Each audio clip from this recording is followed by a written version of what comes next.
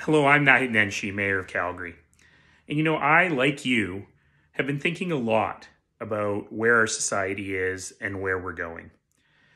And the events, the conversations, the protests of the last few weeks are like a big scrambled egg in my head. So many questions. What is the future of policing? How do we go from being a society that tries to be not racist to a society that is actively anti-racist? And I think it's important for all of us to have these discussions now because something has changed.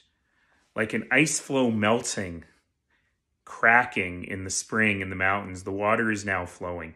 And it's up to us to determine how that water flows. And I hope that we'll have lots of conversations over the next few weeks on this topic.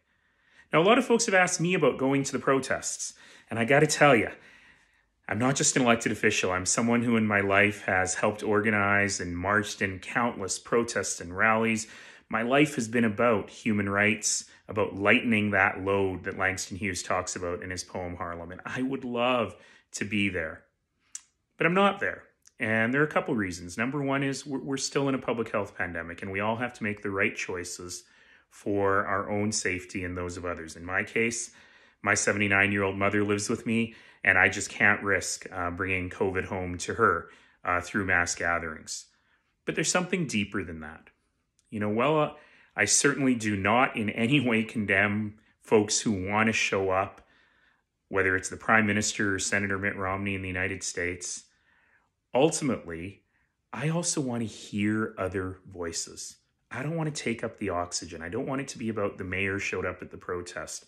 I want to hear what others have to say now. Because right now, the job is listening and learning. Now, listening and learning is not the work. Listening and learning is the precursor to the work. But I think right now we can all do a little bit of listening and learning, a little bit of questioning as we determine where this takes us towards a society where every single person truly has the opportunity to live a life of dignity and a life of their full potential. Black lives matter. Indigenous lives matter. And ultimately, we have to figure out how we live in a society that ensures that those are lives of dignity and of potential.